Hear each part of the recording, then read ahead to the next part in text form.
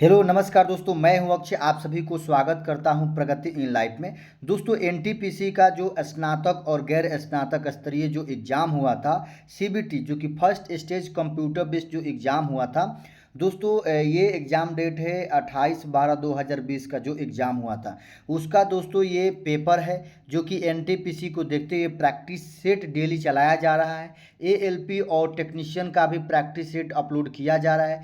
अगर मेरे चैनल पहली बार है तो प्लीज़ दोस्तों चैनल को सब्सक्राइब कर लीजिए डेली ऐसे ही वीडियो देखने के लिए। तो चलिए दोस्तों स्टार्ट करते हैं। पहला क्वेश्चन इसमें क्या दिया गया है। तो दोस्तों ये पहला क्वेश्चन है जो कि रीजनिंग से है कि ए का अर्थ है प्लस, एस का अर्थ है माइनस, एम का अर्थ है गुणा यानी मल्टीप्लाई, डी का अर्थ है डिवाइड और बी का अर्थ है लेस देन और एफ का अर्थ है ग्रेटर देन। तो निम्नलिखित समीकरण को हल कीजिए, जो कि ये ब्रैकेट है। तो आप लोग दोस्तों हल कीजिएगा तो इसका करेक्ट आंसर क्या आएगा? Option number C. ये जो ऑप्शन नंबर सी आएगा 9। चलिए अगला क्वेश्चन है दोस्तों, जो कि एनटीपीसी का प्रीवियस ईयर का क्वेश्चन है। देखिए दिया गया है कि cos 2 थीटा बराबर साइन थीटा और थीटा का जो है 0 और 90 डिग्री के बीच है। थीटा का मान क्या है दोस्तों? 0 और 90 डिग्री के बीच है थीटा का मान। तो थीटा का मान क्या होगा? तो आप लोग दोस्तों हल कीजिएगा। तो देखिए हल किया हुआ है, इसमें जो है ना इसका करेक्ट आंसर आएगा ऑप्शन नंबर बी, 30 डिग्री। कितना आएगा थीटा का मान? 30 डिग्री। चलिए अगला क्वेश्चन है कि देखिए पहली 8 भाज्य प्राकृत संख्याओं के माध्य और पहली 8 अभाज्य संख्याओं के माध्य का अंतर क्या होगा? तो आप लोग दोस्तों हल कीजिएगा। तो देखिए पहले 8 भाज्य प्राकृत संख्या जो कि दोस्तों कट जाए, जैसे कि 4 हो गया, 6 हो गया, 8 हो गया, 9 हो गया, 10 हो गया, 12, 14 और 15, जो कि ये पहली भाज्य प्राकृत संख्या जो कि ये कट जाए, इसका माध्य निकाल दीजिए, जोड़कर जितना संख्या उसे भाग दे दिए। उसके बाद पहले 8 अभाज्य संख्या, तो अभाज्य संख्या में 2 हो गया, 3 हो गया, 5 हो गया, 7, उसके बाद 11, 13, 17। तो ये जो है अभाज्य संख्या, इसको जोड़कर आप लोग जितना संख्या उसे भाग दीजिए। इसका करेक्ट आंसर आएगा ऑप्शन नंबर डी, 1/8 आएगा। चलिए अगला क्वेश्चन है दोस्तों, क्वेश्चन नंबर 4 है कि निम्नलिखित में से कौन सी मेमोरी कंप्यूटर में सहायक मेमोरी नहीं है? तो दोस्तों कंप्यूटर में सहायक मेमोरी कौन सी है? ये प्रोम, ये जो ऑप्शन नंबर बी प्रोम, जो कि सहायक मेमोरी नहीं है। चलिए अगला क्वेश्चन है दोस्तों, क्वेश्चन नंबर 5 है कि भारत का पहला परमाणु स्टेशन कब स्थापित किया गया था? तो दोस्तों पहला परमाणु स्टेशन जो है ना 1969 में किया गया था, महाराष्ट्र के तारापुर में। पहला परमाणु कहाँ किया गया था? महाराष्ट्र के दोस्तों तारापुर में, 1969 में। चलिए अगला क्वेश्चन दोस्तों, क्वेश्चन नंबर 6 है कि ए किसी काम को 12 दिन में पूरा कर सकता है, बी ए की तुलना में 20% कम कार्य कुशल है, तो बी को कार्य करने के पूरा करने में कितने दिन लगेगा? तो देखिए दोस्तों ये ए और बी हो गया। तो बी ए की तुलना में 20%, जो कि ए की तुलना में, तो ए 100 है, अब बी कितना हो जाए 20% कम यानी 80। ये इसके क्षमता हो गया, काट दीजिए ये 5। तो आप लोग हल कीजिएगा तो इसका करेक्ट आंसर आएगा ऑप्शन नंबर ए, कितना? 15 दिन में जो है ना बी इस कार्य को पूरा कर सकता है। चलिए अगला क्वेश्चन है क्वेश्चन नंबर 7।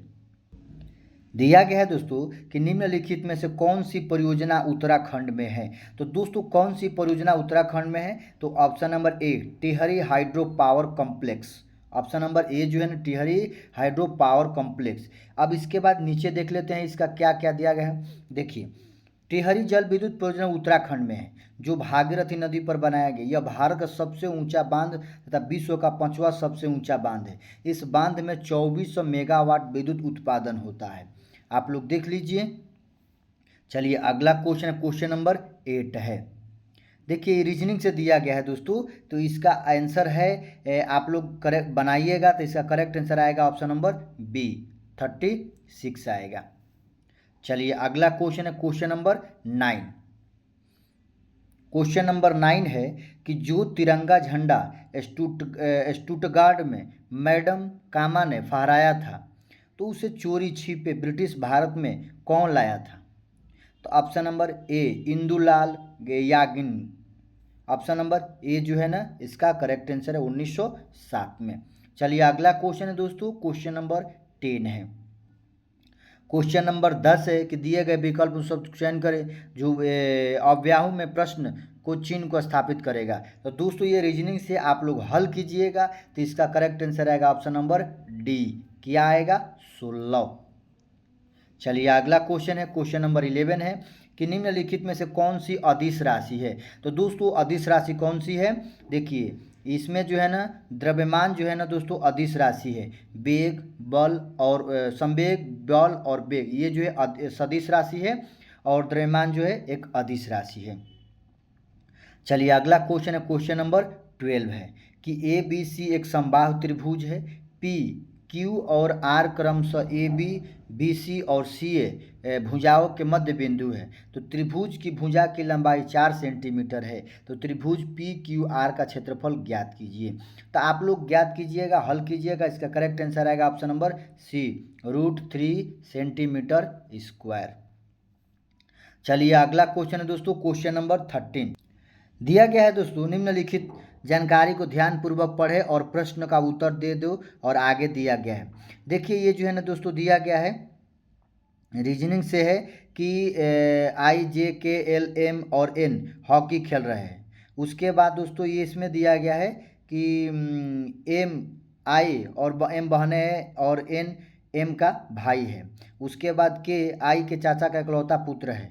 उसके बाद जे और एल के पिता के भाई के पुत्र है। तो आप लोग हल कीजिएगा, तो इसका करेक्ट आंसर आएगा ऑप्शन नंबर डी। चलिए अगला क्वेश्चन है दोस्तों, अगला क्वेश्चन है कि भारत के संविधान में निम्नलिखित में से कौन से संविधान संशोधन में नागरिकों के मौलिक कर्तव्यों को शामिल किया गया है। तो दोस्तों जो कि भारत के संविधान में कौन संविधान संशोधन में शामिल किया गया, तो 42वां संविधान संशोधन जो कि शामिल किया गया है 1976 में। ये जो है 1976 में दोस्तों 42वां संविधान संशोधन को उसमें जोड़ा गया है। चलिए अगला क्वेश्चन दोस्तों, क्वेश्चन नंबर 15 है जो कि रीजनिंग से है। दिया गया है दोस्तों दर्पण का चयन कीजिए, इसका दर्पण प्रतिबिंब क्या होगा। तो दोस्तों इसका दर्पण प्रतिबिंब ऑप्शन नंबर बी आएगा। क्या होगा दोस्तों? दर्पण प्रतिबिंब ऐसा रहता है, इस साइड दिखता है, और जल प्रतिबिंब दोस्तों टॉप से बॉटम दिखता है। दर्पण प्रतिबिंब देखिए जल प्रतिबिंब में दोस्तों टॉप से बॉटम, और ये जो है ना दर्पण में क्या होता है लेफ्ट से राइट। चलिए अगला क्वेश्चन है कि निम्नलिखित में से कौन सा पुरस्कार केवल संगीत से संबंधित है। तो दोस्तों कौन सा पुरस्कार? ग्रैमी पुरस्कार जो है दोस्तों संगीत से संबंधित है। चलिए अगला क्वेश्चन नंबर 17 है कि किस नियम के अनुसार स्थिर तापमान पर गैस का आयतन दाब के व्युत्क्रमानुपाती होता है। तो ये ऑप्शन नंबर ए बॉयल के नियमानुसार। दोस्तों बॉयल के नियमानुसार दोस्तों ये जो है स्थिर तापमान का गैस का आयतन दाब के व्युत्क्रमानुपाती होता है। चलिए अगला क्वेश्चन है, क्वेश्चन नंबर 18 है। ए और बी की कार्य क्षमता क्रमशः का अनुपात 3:4 है। ए किसी कार्य को 12 दिन में पूरा कर सकता है, बी उसी कार्य को पूरा करने में कितना दिन लगेगा।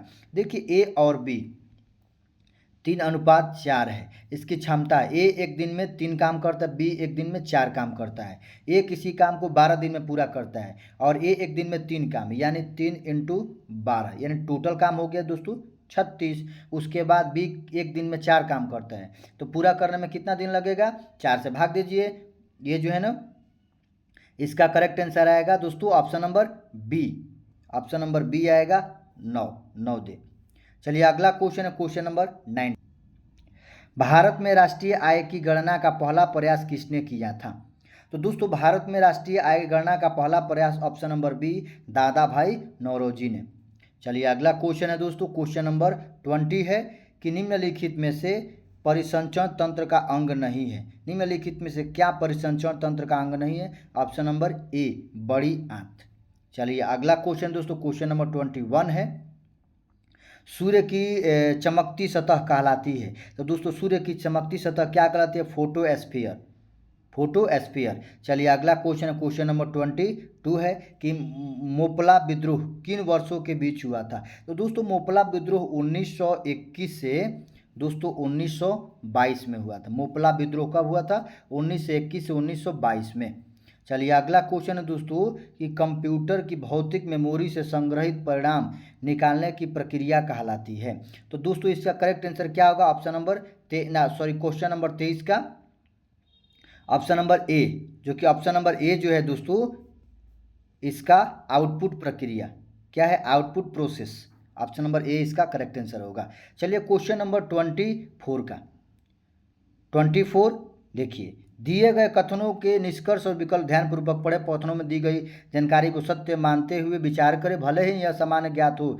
देखिए ये जो पढ़कर आप कथन में दिया गया है दोस्तों कि कोई भी पायलट नौसिखिया नहीं है, कुछ नौसिखिया खिलाड़ी है। तो इसका करेक्ट आंसर बताना है दोस्तों। तो इसका ऑप्शन नंबर बी, ये जो है ना कुछ नौसिखिया खिलाड़ी नहीं है, ये आप लोग देख लीजिए, ऐसे बनाना है। चलिए अगला क्वेश्चन है क्वेश्चन नंबर 25। भारत सरकार ने इंद्रधनुष प्रेम वर्ग कार्यक्रम की शुरुआत किस लिए की थी? तो इसका दोस्तों ऑप्शन नंबर डी, सार्वजनिक क्षेत्र के बैंकों का पुनरुद्धार करने के लिए। तो दोस्तों ये 25 क्वेश्चन है जो कि एनटीपीसी का जो कि ये प्रैक्टिस सेट चल रहा है। दोस्तों आप लोग डेली वीडियो देखने के लिए मेरे चैनल को सब्सक्राइब कर लीजिए और ज़्यादा से ज़्यादा वीडियो को शेयर कीजिए। जय हिंद, वंदे मातरम।